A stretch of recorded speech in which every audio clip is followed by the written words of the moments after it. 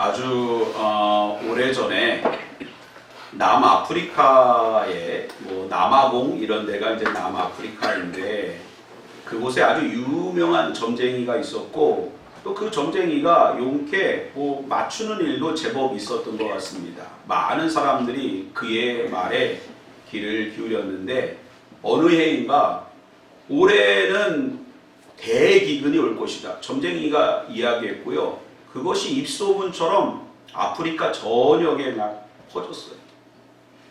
그래서 그 말에 사로잡힌 농부들이 어차피 올해 대기근이 오니까 우리가 땀을 흘려 이렇게 농사 지을 이유가 뭐가 있겠냐?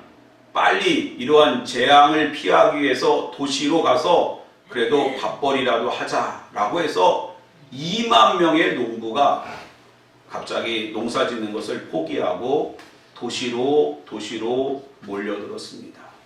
정말로 점쟁이의 말대로 그 해에 대기근이 왔습니다. 그런데 대기근이 왔는데 비가 오지 않아서 기근이 온 것도 아닙니다. 비도 적당히 왔고 또 일조량도 적당히 왔습니다. 또 농사를 지을 수 있는 그런 환경이나 또 씨앗도 충분히 있었습니다. 그런데 왜 기근이 왔어요? 문제는 농사를 지을 수 있는 농부가 없었기 때문입니다. 수많은 사람들이 그 점쟁이의 한마디에 사로잡혀서 자신의 삶의 터전을 포기하고 도시로 그렇게 몰리는 미련한 일을 했는데 그것이 1946년 남아프리카에서 실제로 있었던 일이랍니다. 문제는 어디에 있었을까요? 바로 점쟁이의 말에 사람들이 사로잡혔기 때문입니다. 저도 좀 부끄러운 고백을 한 가지 하면요. 저는 아주 20살에 신학교에 들어갔고 지금 벌써 그렇게 신학교를 졸업한 지가 수십 년이 지났고 당시 20살에 선지동산에 가서 만났던 그러한 분들이 다 지금 선교사요 목사님이 다 되어 있습니다. 그런데 지금 우리가 만나면 목사님들끼리 만나서 아이고 목사님 어떻게 지내세요? 이런 게 아니에요. 요즘 밥은 먹고 지내니? 이러면서 그 어렸을 때부터 만났으니까 이 또 우스갯소리도 하고 이렇게 재미있는 이야기도 주고 받습니다. 물론 또 형식을 갖출 때는 또 갖춰서 중보기도도 하고 함께 말씀도 나누고 연구하고 그러기도 합니다. 그런데 신학교를 졸업하고 어느 해인가 여러 명의 친구들과 함께 밥을 먹고 차를 마시는데 이런저런 얘기를 하게 되었습니다. 근데 뜬금없이 한 친구가 제 이야기를 하는 것입니다. 신목사는 가만히 보니까 다른 사람에 비해서 정말 빨리 간다는 거예요. 대학원도 시험도 아주 쉽게 통과하고 또 목사고시도 다른 사람은 2번, 3번 떨어지는데 단번에 붙고 그 다음에 장가도 일찍 가고 아이도 일찍 낳고 이러는 거예요. 그래서 나름 칭찬인가 또 저도 이렇게 제가 대단한가 생각했는데 근데 한마디 하는 거예요. 천국도 제일 먼저 가겠네. 우스갯소리죠. 농담이죠. 그런데 그 말에 제가 사로잡혀서 내가 우리 친구들 중에서 천국에 제일 먼저 가는 거 아닌가? 좋아해야 될 일인데 건강염려증에 한때 사로잡혀가지고 건강검진도 더 받아보고 어디가 아프면 불안하다 저기가 아프면 불안하다 이렇게 그 한마디에 사로잡혔던 그러한 일이 있습니다. 근데 가만히 보면 오늘날 현대인들은 무엇인가에 사로잡혀서 정신적으로 또 여러 가지 어려움을 많이 겪고 있습니다. 지난 밤에 잠 잘 주무셨습니까? 지난 밤에 잠을 잘 자지 못한 사람들이 너무 많아요. 불면증에 시달립니다. 남편과 아내와 문제는 없습니까? 요즘 우리 주변에는 남편을 의심하고 아내를 의심해가지고 그 의심에 사로잡혀서 가정이 파탄나는 경우들이 얼마나 많이 있는지. 무엇인가에 사로잡혀가지고 그 인생이 나락으로 수렁으로 그렇게 빠지는 경우가 얼마나 많이 있는지 모릅니다. 오늘 본문을 보면 예수님께서 갈릴리 호수 그 건너편 거라사인의 땅으로 들어가십니다. 마태복음에서는 그 지역을 가다라 지방이라고 소개를 합니다. 가다라 지방은 갈릴리에서 약 한 10km, 한 사리쯤 떨어져 있는 그러한 마을입니다. 그런데 신기하게도 갈릴리 하면은 그래도 이스라엘 사람들이, 유대인들이 살던 지역이 아닙니까? 그런데 그곳은 가다라 지역, 거라사인이 살고 있었던 그 지역은 유대 지역이 아니었던 것입니다. 그것을 우리는 본문을 통해서 짐작하게 되는데, 첫 번째로 알 수 있는 것은 무엇입니까? 그들이 무엇을 길렀다고요? 소나 양이 아니고 돼지를 길렀다. 이스라엘 백성들은 하나님의 말씀 율법에 근거하여 돼지를 기르지도 않았고 먹지도 않았습니다. 그러나 돼지떼가 있었던 걸 보면 바로 이 거라사 지역은 이방인의 지역이었던 것입니다. 또 예수 그리스도에 대해서 잘 알지 못했습니다. 예수님께서 귀신을 물리쳤음에도 불구하고 빨리 그곳을 떠나기를 간청할 정도로 그들은 영적으로 무지했습니다. 갈릴리, 바로 유대 지역에서 멀지 않았던 그곳에 이방인들이 있었고, 그들은 귀신 충만했고, 그 다음에 하나님의 말씀과는 전혀 무관한 그러한 우상 충만한 그러한 모습을 갖고 있었습니다. 예수님께서 바로 거라사인의 지방으로 들어갔다고 하는 것은 예수님 하나님 나라에서는 이방인도 없고 유대인도 없다는 것입니다. 하나님은 온 인류를 위하여, 우리 모두를 위해서 십자가의 사명을 감당하기 위하여 이 땅에 오셨다는 것입니다. 바로 그 우상 충만한, 귀신 충만한 그 한가운데로 들어갈 때에 바로 귀신 들린 사람이 나타났는데, 그의 모습을 보니까 옷을 입지 않았다. 집에 거하지 않았고 무덤에 그렇게 살고 있었다는 것입니다. 여러분에게 있어서 집은 어떤 의미가 있습니까? 하루 종일 밖에서 일을 하고 고단한 몸을 이끌고 힘들지만 그 언덕 위에 집으로 올라가서 옷을 벗고 편안한 옷으로 갈아입고 또 씻고 밥을 먹고 새 힘을 얻지 않지 않습니까? 얼마나 안락함이 있고요. 얼마나 또 그 편안함이 있습니까? 집이 있기 때문에 보호받는 것이고 안전한 것이고 다시 재충전의 그러한 시간이 있는 것입니다. 수많은 위협들로부터 집은 우리를 보호해 주는 것입니다. 그런데 이런 집이 없다면 어떻게 되겠습니까? 너무너무 불안할 거예요. 노숙인들의 아픔을 여러분들 한번 생각해 보세요. 저는 언젠가 노숙인들을 사역한 지역이 있는데 한 300명을 수요일마다 같이 모여서 예배드린 그러한 노숙인 사역을 한 적이 있어요. 그들의 모습을 보면 이렇게 날씨가 따뜻할 때는 괜찮아요. 그런데 한겨울에 그것도 그냥 사시사철 얇은 옷을 입고 그렇게 버들버들 떨면서 교회 와서 1,000원 받고 김밥 한 줄 받으려고 줄 서 있는 모습을 보면 너무너무 속상하고 마음이 아파요. 언젠가는 그래서 파카를 교회에서 주문해가지고 그 파카를 다 이렇게 한번 선물로 준 적이 있어요. 집이 없다고 하는 것은 너무너무 힘든 것입니다. 그 자체가 무덤인 거예요. 귀신에 사로잡힌 자는 바로 무덤에 갇힌 것입니다. 중요한 사실은 귀신에 사로잡힌 그 자를 어느 누구도 그곳에서 구원할 수 없다는 것입니다. 구원할 수 있었다면 사랑하는 가족이 구원하지 않았겠습니까? 어떤 대가를 지불하더라도 그 사람을 회복하여 집으로 다시 들어오게 했을 것입니다. 그러나 아무도 그를 그곳에서 구원하지 못했던 것입니다. 늘 말씀드리지만 이 세상에는 성령의 소욕을 쫓아 살아가는 사람이 있고 육신의 소욕을 쫓아서 살아가는 사람이 있습니다. 육신의 소욕을 쫓아 살아가는 사람은 하나님 나라와 무관한 인생을 사는 것이고 귀신 충만한 인생을 살게 되는 것이고 바로 귀신에 사로잡히며 무덤에 갇힌 인생이 되는 것입니다. 오늘 우리가 본문을 보면 평소에 우리가 사용하지 않는 단어들이 나오는데 31절에 있습니다. 거기 한번 보세요. 같이 한번 읽어보겠습니다. 시작. 무저갱으로 들어가라 하지 마시기를 간구하더니. 무저갱이라는 말은 한자어예요. 무라는 것은 없을 물고 저라고 하는 것은 바닥저고 갱이라고 하는 것은 구멍, 이 구멍갱자입니다. 그 해석을 해보세요. 무저갱이란 말은 바닥이 없는 구멍이라는 거예요.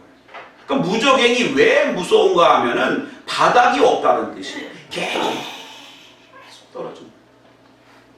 귀신도 기분 나쁘잖아요. 무저갱으로 들어가라. 아니 소망이 있어야, 그 바닥이라고 하는 소망이 있어야 들어가도 들어갈 거 아닙니까? 그러나 하나님께서 언젠가는 이 마귀, 사탄, 귀신을 무저갱으로 들어가게 하는데 영원히 들어가는 거예요. 뭐 그들이 뭐 다시 태어나고 환생하고 뭐 어쩌고 저쩌고 다 거짓이. 하나님은 분명하게 말씀하십니다. 무저갱으로 들어가라는 것입니다. 바닥이 없는 것입니다. 여러분, 귀신에 사로잡힌 자, 무덤에 갇혀있는 인생도 역시 마찬가지입니다. 우리가 예수를 몰랐다고 하면, 오늘 우리가 예수 그리스도의 십자가 보혈의 능력과 은혜에 우리가 살지 않는다면 우리의 인생도 무저갱으로 들어가는 거예요.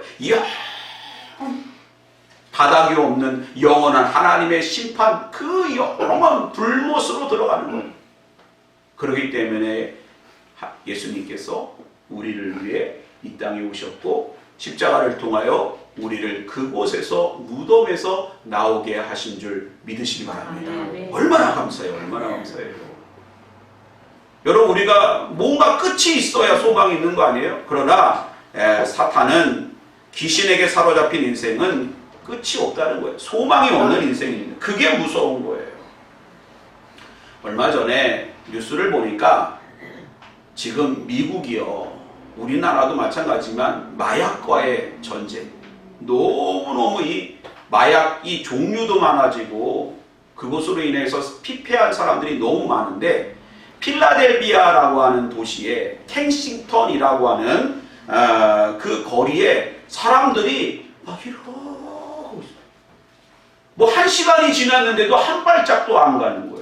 여자들은 뭐 그냥 거의 우통을 다 그냥 벗어버리고 하고 있어요. 야, 그래서 그거를 이렇게 보여주니까 영화를 찍는구나, 좀비 영화를 찍는구나 라는 생각을 했어요.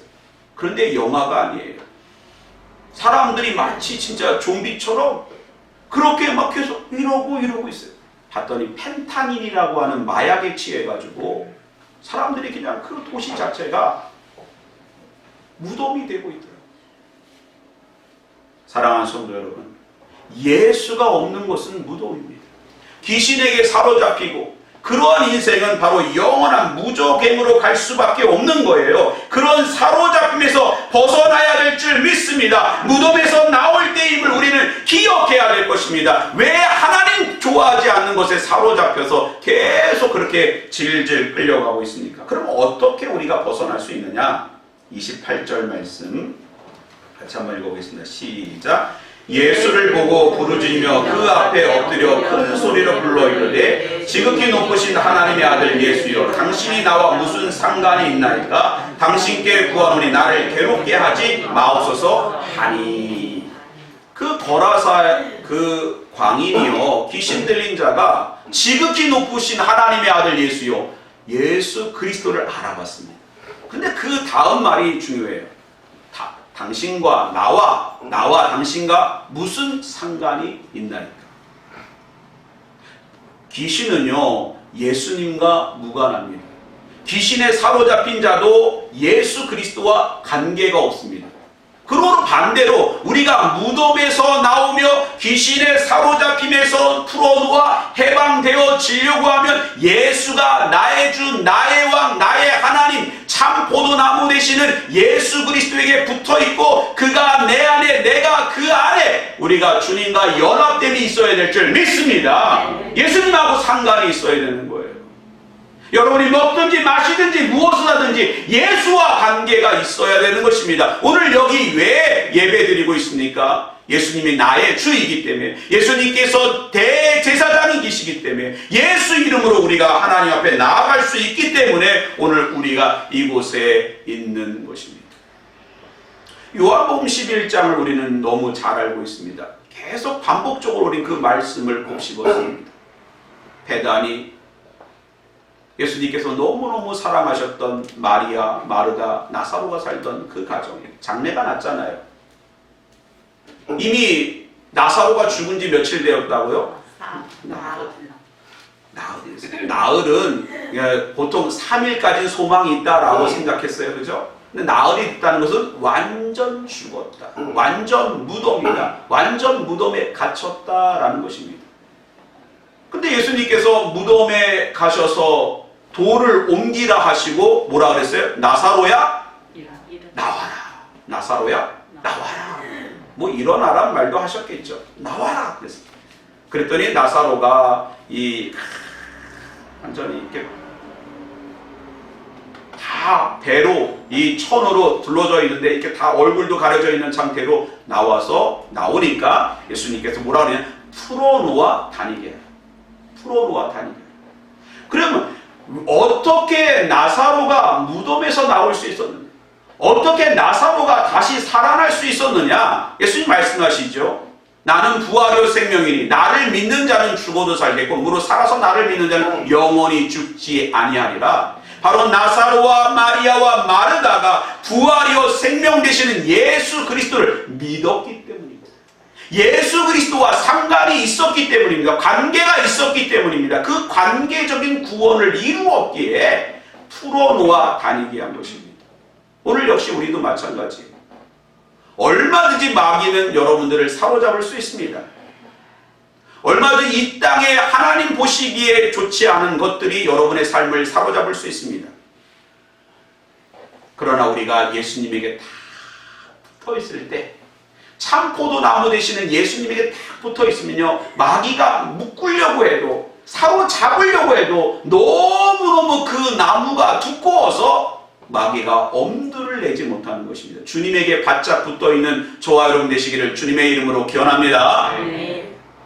얼마 전에 또 어떤 목사님과 함께 이제 선배 목사님이신데 그분이 고기를 사주시겠다고 또 어느 집에 갔더니 바로 광양 불고기, 소불고기. 그래서 그날 이제 그 불고기를 제가 먹고 왔는데요.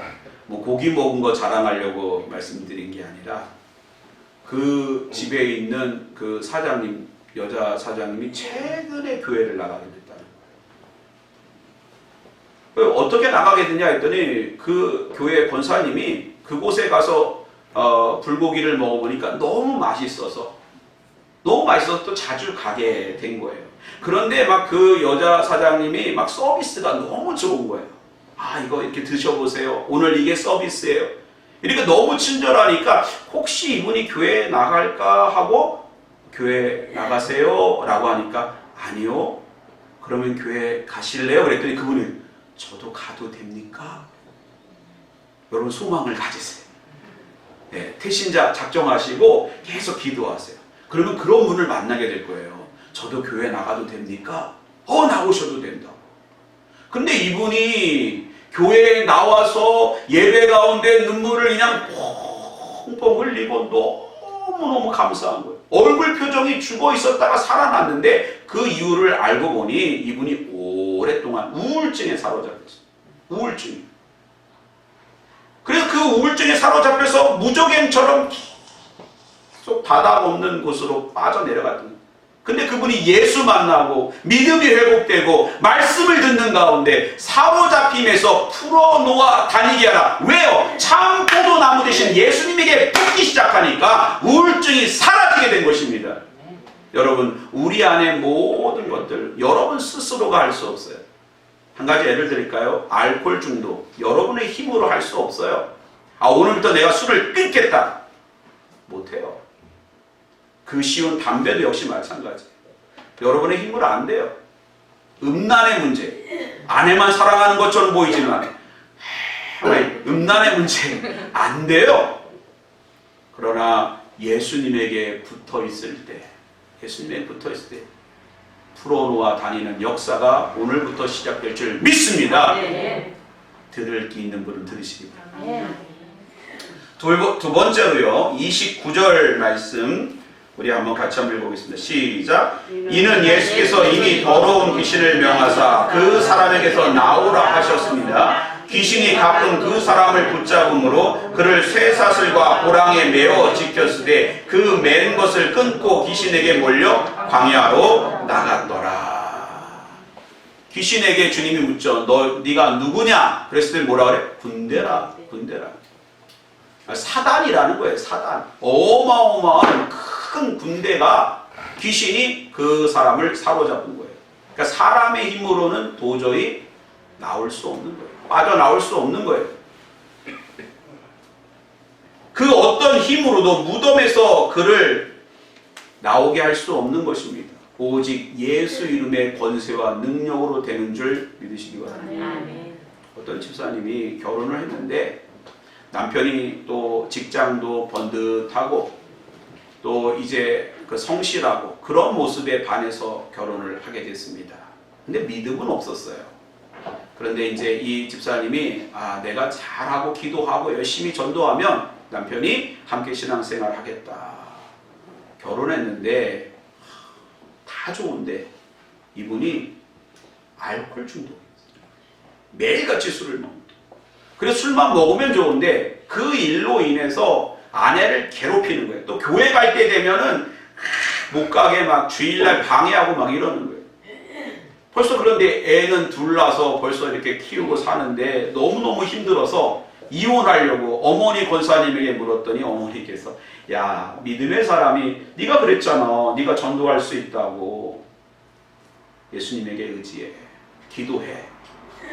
그때부터 정말 그 남편의 안 좋은 모습을 뒤로하고 저녁마다 남편을 위해서 등에다가 손을 얹고 기도하기. 하나님, 제 능력으로 안 됩니다. 저는 이제 더 이상 이 사람하고 살 수 없고 난 이제 이혼할지도 모릅니다. 하나님 그러면 좋겠습니까? 하고 기도합니다. 예수 이름의 권세와 능력을 선포하며 기도합니다. 그러던 어느 날 남편이 변화가 일어난 거예요. 여보, 나도 오늘 교회 가도 돼? 이 말이 중요해요, 여러분. 나도 오늘 교회 가도 돼? 그러면서 지금은 그 집사님이 안수 집사님이 되고 얼마나 교회에서 봉사를 잘하는지.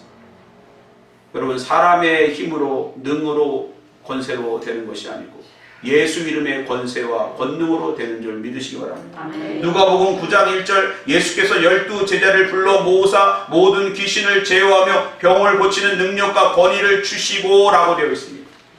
여기 나와 있죠. 모든 귀신을 제어하며 병을 고치는, 그렇게 하기 위해서 주님은 제자들에게 능력과 권위를 주었다. 무슨 능력과 권위입니까? 예수 이름의 능력과 권위를 주신 것입니다.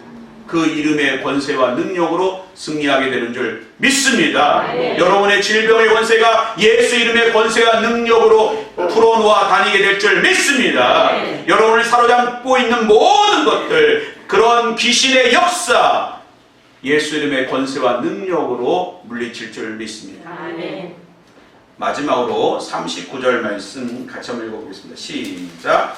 집으로 돌아와 하나님이 내게 이렇게 큰 일을 행하셨는지를 말하라 하시니 그가 가서 예수께서 자기에게 어떻게 큰 일을 행하셨는지를 온 성내에 전파하니라. 할렐루야. 예수님께서 그 사람을 풀어놓아 다니게 하고 고쳐주시고 무덤에서 나오게 하시고 귀신을 물리쳐 주신 이후에 큰 일을 말하라 말씀하십니다. 여러분, 우리가 과거의 일은 어떻게 할 수가 없어요. 라떼는 아무리 외쳐도 라떼 한 잔 나오지 않아요. 그리고 미래에 어떻게 될 거다, 내일 뭐 할 거다, 내일 뭐 할 거다, 우리가 할 수 있는 게 아닙니다. 오늘 우리는 무엇으로 채우는가? 오늘 우리는 우리 안에 역사하시는 예수 그리스도의 이름의 권세와 능력을 선포하고 우리 안에 큰 큰 일을 행하신 하나님의 그 크신 능력을 선포하는 저와 여러분 되시기를 주님의 이름으로 기원합니다. 아멘. 자신에게 선포하세요. 오늘 하나님이 내게 은혜 주셨습니다. 하나님 오늘 나를 고쳐주셨습니다. 자신에게 선포하세요. 자신에게 선포해야 남에게 말할 수 있는 거예요. 남에게 말을 할 수 있어야 세상에 선포할 수 있고 열방에 전할 수 있는 거예요. 오늘 하나님이 나를 사랑하신다. 오늘 하나님께서 나를 만져주셨다. 오늘 하나님께서 나를 제자 삼아주셨고 오늘 하나님께서 나를 사명 감당케 하셨다. 나에게 큰 일을 행하셨다고 선포하시기 바랍니다. 미국의 그러한 이러한 그 스포츠 경기 중에 프로축구가 아주 미국은 유명해요. 우리가 생각하는 그러한 이렇게 발로 차는 그런 게 아니라 미국엔 미국의 풋볼이라고 그런 또 축구가 따로 있어요.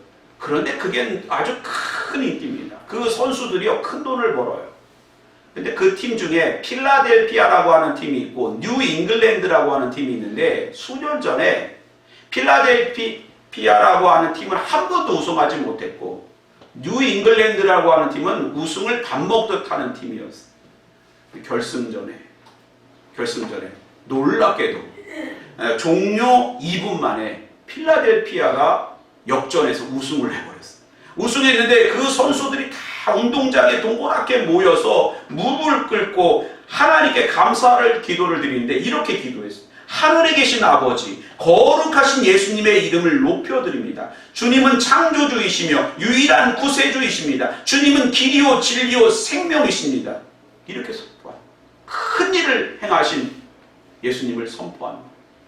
이 필라델피아 선수들은 다 예수를 믿는 건 아니지만 주일날은 예배 드릴 수 없어서 월요일마다 원하는 사람들 성경 공부하고 목요일날은 함께 예배 드리고 또 그 가운데 예수 믿지 않는 사람들이 예수님을 믿고 세례를 받고 이러한 일들이 일어난다는 거예요.